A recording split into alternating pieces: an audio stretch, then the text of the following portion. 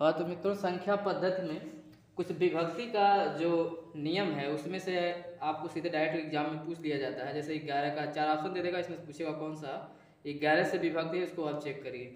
और इस चीज़ को चेक करने के लिए आपको हम पूरा सारा का सारा विभक्ति का नियम बता दे रहे हैं, जिसमें से कोई फंसेगा नहीं। आपको ये पता है कि अगर कोई भी संख्या, जैसे मान लीजिए 3225 ऐसे कोई भी है, तो इकाई अंक कहाँ से शुरू होती है? तो दाहिने साइड से। कहाँ से शुरू होती है? दाएं साइड से। आपको इकाई दहाई, ये आपको बचपन में भी पढ़े होंगे। ये 6 जो हो आपकी इकाई मानी जाएगी, ठीक है। और इसके बाद जो अगला होता है वो दहाई। ऐसे आपको ये जो होगा सैकड़ा, ये जो होगा आपका हजार। तो ऐसे आपका आएगा इकाई, दहाई, सैकड़ा, हजार, 10,000, इस तरीके से। अगर आपको ये पता है तो आगे का आप जो है सारा 2 का विभक्ति का नियम, 4 का, 8 का, 3 का, 9 का, जो भी आपके RS अग्रवाल की बुक में है और एग्जामों में आती हैं, उसको हम क्लियर हो जाएगा, बता देंगे आपको। चलिए देखिए, 2 का विभक्ति का नियम क्या है। यदि कोई भी संख्या आपको दी गई है, कोई भी दी गई हो, उसमें हम कैसे पता करेंगे कि 2 से वो संख्याएं विभक्त हो जाएंगी पूर्णतया? तो इसमें कुछ नहीं, आपको कोई भी संख्या दोस्तों दिया, जैसे ऐसे आप कोई भी लिख लीजिए, आप कोई भी संख्या लिख सकते हैं। और इस संख्या में आपको सिर्फ ये देखना है कि इकाई अंक, इकाई अंक अभी आपको हमने यहाँ बता दिया, इकाई अंक दाहिने से लेते हैं। तो इसमें इकाई अंक आपको 3 होगी, और इसमें जो है आपकी इकाई अंक कितनी होगी? 6 होगी। यहाँ तक क्लियर इकाई अंक? तो 2 से विभक्ति के नियम में सिर्फ हमको ये देखना है इकाई अंक पर जो संख्या है वो संख्या 2 से विभक्त होती है कि नहीं। यदि वो संख्या, इकाई वाली संख्या अगर 2 से विभक्त हो जाती है तो कितना हो बड़ी संख्या हो, पूरी संख्या जो है 2 से विभक्त होगी या 2 से कटेगी। तो आप देख रहे हैं यहाँ पर पहले वाले में इकाई अंक कितनी है? 6 है। तो 6 2 के पहाड़ा में आती है या 2 से विभक्त होती है? तो जी 2 3 6 होती है, ये कट जाएगी 2 से। तो पूरी संख्या ये 3256 जो है ये विभक्त 2 से होगी। तो इसको क्या कहेंगे? ये विभक्त होगी। ऐसे ही आपको अगला देखते हैं, इसकी इकाई अंक क्या है? आपको 3 है। तो अब 3 2 के पहाड़ा में तो नहीं आता है, तो केवल इकाई अंक से अगर 3 से हम देख लिए 2 में नहीं आता, डायरेक्ट हम कह देंगे ये 1353 जो संख्या है वो विभक्त नहीं होगी। तो दोस्तों 2 से क्या देखना है आपको? केवल कितना हो बड़ी संख्या हो, बड़ी से बड़ी संख्या अगर आपका हो, कोई भी कितना हो बड़ी संख्या हो, तो केवल आपको इकाई अंक दाहिने से पहला देखना है। और 2 से यदि वो संख्या कट रही है तो संख्याएं कितनी भी बड़ी हो वो 2 से विभक्त होंगी, ठीक है। अब 4 का नियम आपको बता दे रहे हैं। 4 के नियम में क्या है कि यदि आपका कोई भी संख्या दी गई हो, मान लीजिए ऐसे आपका एक संख्या दी गई है, ठीक है, कोई भी संख्या, आप मान लीजिए 3 4 संख्याएं आप अपने आप से भी ले सकते हैं। तो इन संख्याओं में इकाई और दहाई, तो इसमें इकाई क्या है? इकाई 8 है। आपको पता ना इकाई कितनी है? दाहिने से पहली इकाई, और ये क्या होगी? दहाई। तो दोस्तों 4 का जो विभाजिता का नियम होता है ना, इकाई और दहाई से बनी संख्या, तो इकाई और दहाई से बनी संख्या कितनी है? 28।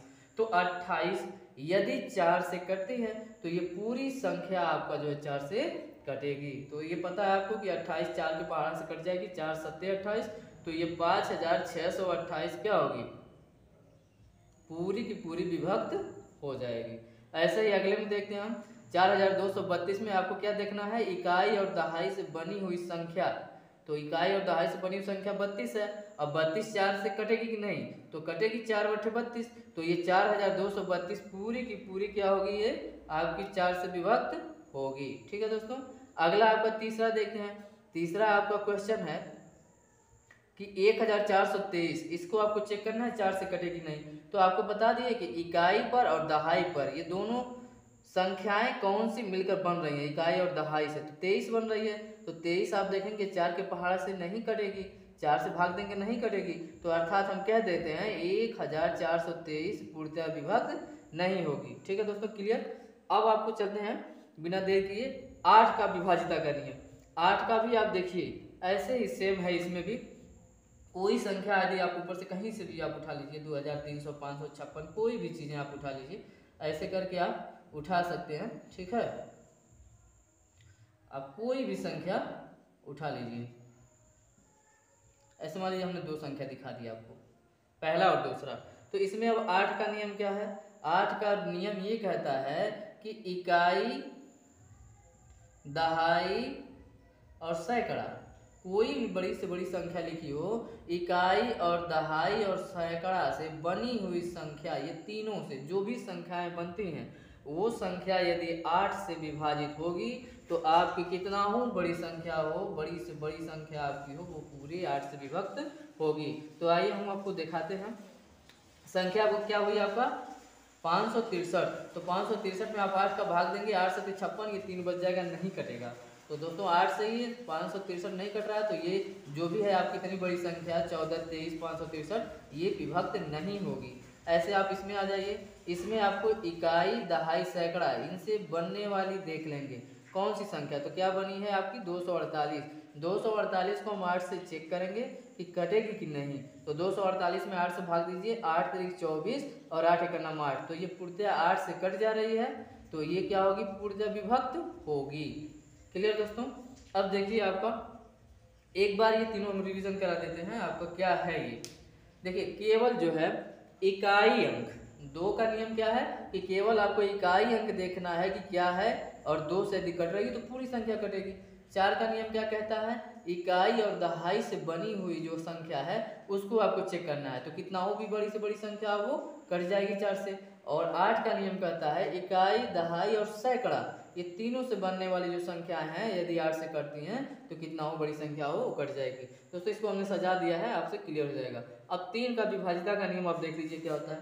3 का विभाजिता का नियम आपको रीजनिंग में भी मिल जाता है, बोलता है रीजनिंग में 4 ऑप्शन देखे इसमें से कौन सा विषम है। तो आप देखेंगे कभी कभी 3 का नियम लग जाता है, कभी कभी आपका जो है 11 का नियम। इंपॉर्टेंट 2 होता है, बहुत इंपॉर्टेंट है ये दोनों। तो 3 का नियम क्या होता है, यदि कोई भी संख्या आपने लिख दिया, कोई भी एग्जाम्पल आपने अगर लिख दिया है, ठीक है, कोई भी एग्जाम्पल आप बड़ा से बड़ा एग्जाम्पल आप कोई भी लिख दीजिए, लिखने के बाद आपका इसमें क्या रूल लगेगा, क्या रूल इसमें आपका लगेगा दोस्तों ये आप जान लीजिए। यदि 3 के विभाजिता का नियम में क्या होता है कि कितना हो बड़ी संख्या लिखी गई हो, इसमें उन संख्या के अंकों का योग, ये आपको ध्यान रखना है कि संख्या के अंकों का योग, संख्या के अंकों का योग यदि 3 से कट जाए या 3 से विभाजित हो जाए तो कितना हो बड़ी संख्या हो, तो कितना हो बड़ी संख्या हो, तो पूरी संख्या क्या होगी 3 से कटेगी, 3 से विभाजित होगी या 3 से कटेगी।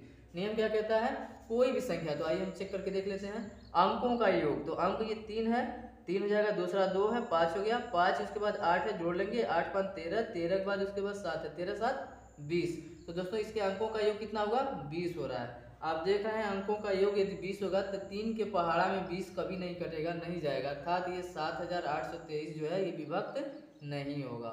3 का नियम अगला पे चेक करते हैं, ये आपका 52,341 पर। तो आप इसको जोड़िए अंकों को, 1 और 4 5, 5 और 3 8, 8 और 2 10 और 10 और 5 15। तो आप देख रहे हैं 15 इसका योग आया, और 15 3 से चेक करिए तो 15 3 5 15 होता है, अर्थात ये जो भी आपका ये 52,341 पूरी संख्या विभाज्य है, 3 से कटेगी। ऐसे ही नेक्स्ट पे आ जाते हैं, इसके भी अंकों का योग आपको जोड़ना है। तो 1 और 2 3, 3 3 6, 6 3 9, इसके अंकों का योग 9 आ रहा है, और 9 जो है आपका 3 से कटता है तो ये 3,321 पूरी संख्या जो है 3 से विभाज्य होगी। ठीक है, ऐसे ही दोस्तों सेम टू सेम जो नियम आपका 3 का लगता है वही नियम 9 का है। 9 का भी है कि कोई भी अगली संख्या आपका है, कोई भी यदि आपका संख्या है, कोई भी आप लिख लीजिए, ठीक है, तो ये कहता है कि आपका कोई भी संख्या हो यदि 9 से उसके अंकों का योग करता है तो वो भी 9 से पूर्णतः विभाजित होगा। तो आप इसका भी अंकों का योग जोड़ लीजिए, 8 2 10, 8 18, 18 और 7 25।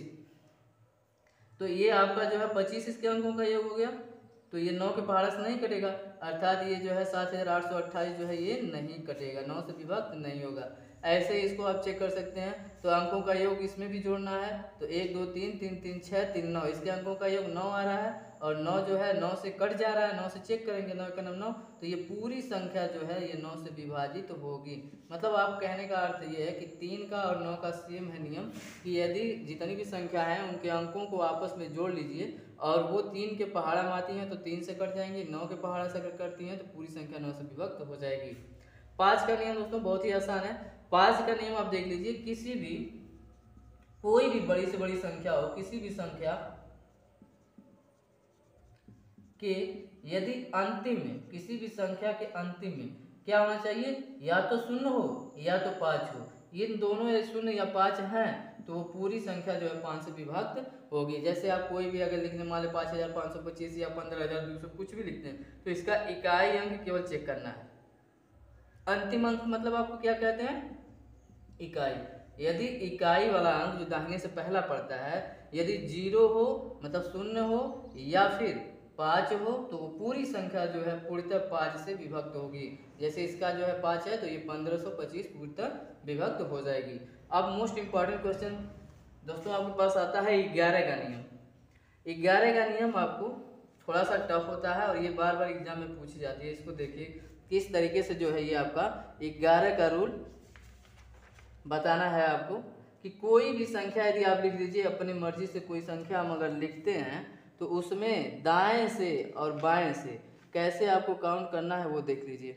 देखिए आप मान लीजिए एक संख्या आप ले लीजिए 80 16 45 91, मान लीजिए ये संख्या आपने लिख लिया और आपको 11 का नियम चेक करने के लिए इकाई अंक मतलब दाहिने से पहला होता है, ये आपकी होती है इकाई, ये तो आपको पता है इकाई अंक ये होती है।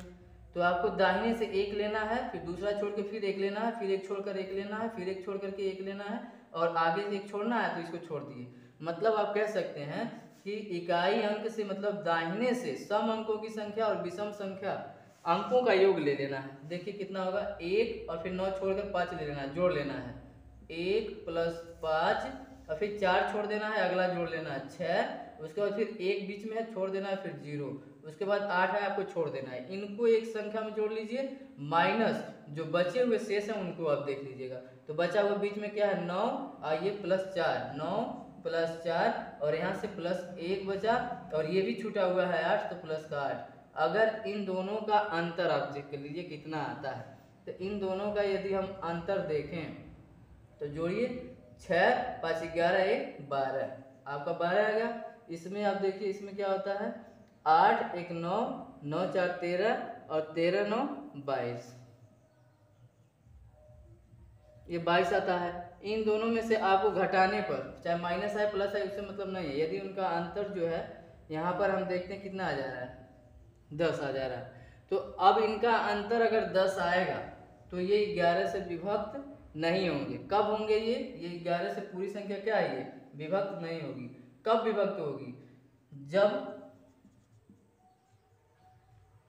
जब इनका अंतर 0 या 11 से कटने वाली कोई संख्या आ जाए।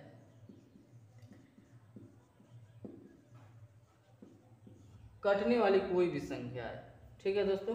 मतलब आपका बता दे रहे हैं कि आपको कोई भी संख्या यदि दी जाती है, कितना हो बड़ी से बड़ी संख्या हो, मान लीजिए 52 200 300 500 ऐसे लिख लीजिए।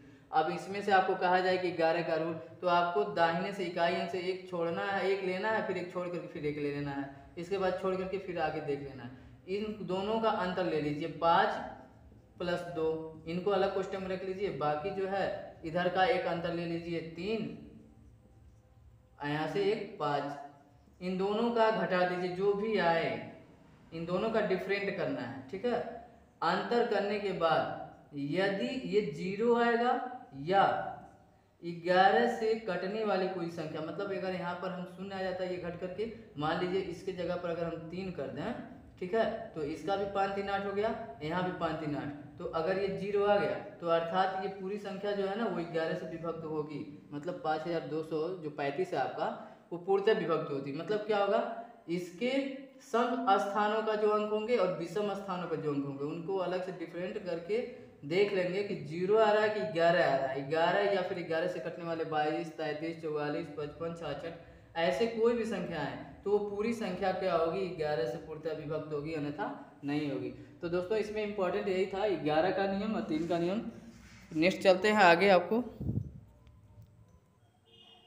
एक क्वेश्चन और देख लीजिए दोस्तों। स्थानीय मान और जाति मान का एक बार जो है अंतर हाईकोर्ट के ग्रुप डी में पूछा था, उसको आपको बता दे रहे हैं कि आप पढ़े होंगे स्थानीय मान। तो स्थानीय मान इसमें और जातीय मान, ये संख्या दिया हुआ है कि एक 13,427 में जो 4 है, ये 4 है ना, इसका स्थानीय मान और जातीय मान का जो है आपको अंतर ज्ञात करना है। तो देखिए कोई भी संख्या है, इसका जो है ना स्थानीय मान जो है, ठीक है, वही चेंज होता है, जाति मान तो सेम होगा। मतलब इसका अगर कह दिया जाए कि 7 का जाति मान 7 ही होगा, ठीक है, 7 का जाति मान 7 होगा। यदि 2 का जाति मान पूछे तो 2 खुद ही होगा। यदि आपको 4 का जाति मान पूछे तो 4 खुद होगा, ठीक है। लेकिन जाति मान तो जिसका जो पूछेगा वही हो जाएगा। लेकिन जब भी कभी स्थानीय मान जब पूछता है, स्थानीय मान, तो आपको इकाई, दहाई, सैकड़ा जो दाहिने से चलते हैं उसके अनुसार ये चेंज होता है। जैसे 7 का ये इकाई अंक पे है तो इसका स्थानीय मान केवल 7 होगा। इसके बाद 2 जो है ये दहाई, मतलब इसके साथ ऑलरेडी 10 जुड़ा हुआ है तो आपको 2 लिखना है और 10 में आपको एक 0 लिख लेना है, मतलब 10 का गुणा हो जाता है तो ये 20 हो जाता है 2 का स्थानीय मान। ऐसे तीसरे पे सैकड़ा है तो सैकड़ा पर क्या है, 4 है तो इसमें 100 का आपको गुणा कर देना है तो क्या हो जाएगा, 2 0 का इसमें गुणा हो जाएगा। ऐसे आपका अगला जो है 3000 है तो 3 है, इसमें जो है आपको ये 1000 पे है तो 1000 का गुणा कर देना है आपको, ठीक है दोस्तों। तो इस तरीके से ये चेंज होता है। तो अब यहाँ पर देखिए आपको प्रश्न क्या दिया हुआ है कि 4 का स्थानीय मान और जाति मान का अंतर ज्ञात करिए। तो 4 का आपको स्थानीय मान कितना हो जाएगा, स्थानीय मान और जाति मान का अंतर आपको बोला जा रहा है। अब आप बता सकते हैं स्थानीय मान, यहाँ 4 देख लीजिए कितने स्थान पे है, 4 जो है सैकड़े के स्थान पे है तो 400 हो जाएगा इसका, और अंतर को माइनस बोलते हैं, ठीक है। और जातीय मान हमने बताया कि जिसका भी अंक का जातीय मान सेम वही होता है, तो 4 का ही पूछा है तो इसमें -4 हो जाएगा। अब आपको 400 में से 4 घटा देंगे तो आपका हो जाएगा 396, ये आपका फाइनली जो आपका आंसर हो जाएगा। तो ऐसे क्वेश्चन दोस्तों कभी इन दोनों का अंतर, कभी योगफल, कभी गुणा, तो स्थानीय मान, जाति मान आप ऐसे आसानी से आप निकाल करके उसको बता सकते हैं। एक बार ये मिला हुआ है। आगे के क्वेश्चन इस तरीके से और भी पढ़ने के लिए बने रहिए, ठीक है दोस्तों। जय हिंद, जय भारत।